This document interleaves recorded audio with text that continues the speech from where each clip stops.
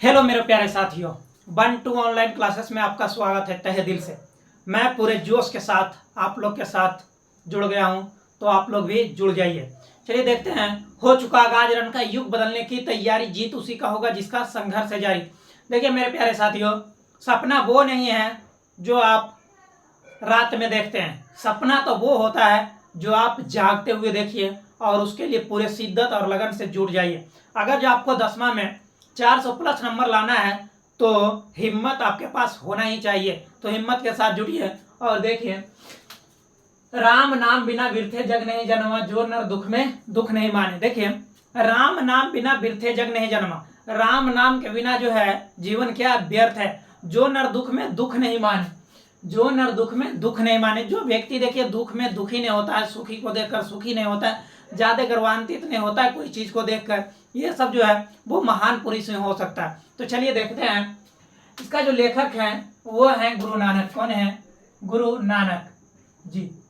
ये गुरु नानक देव जब है, गुरु नानक देव, तब देखिए बात आता है लेखक कौन है? गुरु नानक। तो देखिए, गुरु नानक का जन्म, गुरु नानक का जन्म कब हुआ था?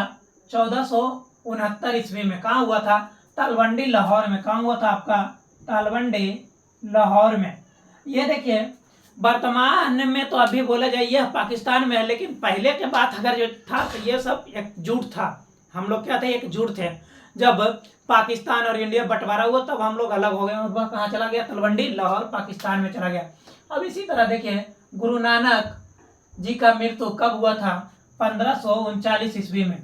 ठीक है, 1539 ईस्वी में। कहता है कि गुरु नानक जी की माता का नाम तृप्ता है। माता का नाम क्या आपका? तृप्ता है।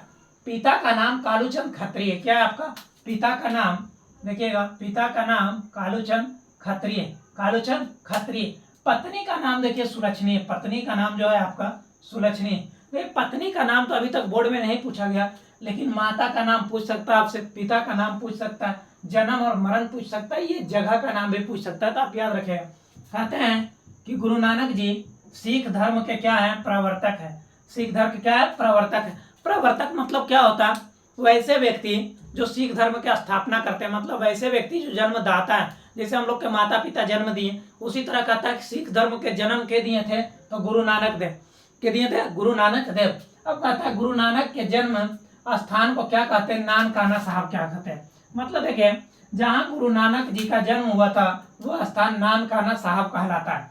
कहते हैं कि वे मर गए, मरते हुए वो बोले थे वाह गुरु। क्या बोले थे? वाह गुरु। जब वो अंतिम सैया पर थे लेटे हुए तो वो कहते हैं कि वाह गुरु कहते हुए अपने प्राण त्याग दिए थे।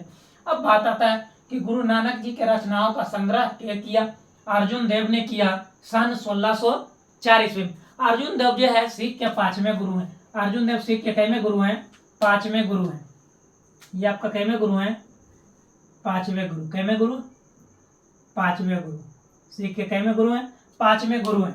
अब बात आता है कि गुरु नानक जी पंजाबी और हिंदी दोनों भाषा जानते थे। पंजाबी और हिंदी दोनों भाषा जानते थे, लेकिन जो इनकी लेखक भाषा शैली थी वो पंजाबी और ब्रज भाषा थी। क्या थी? पंजाबी और ब्रज भाषा। ब्रज भाषा के बात आए तो रसखान भी आपका ब्रज भाषा में लिखा और घनानंद भी ब्रज भाषा में लिखते हैं। तो ये बात आप याद रखें।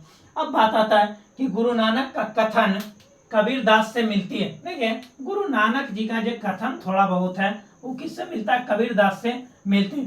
कहता है कि गुरु नानक निर्गुण भक्ति धारा के कवि। कैसे? निर्गुण भक्ति धारा के कवि।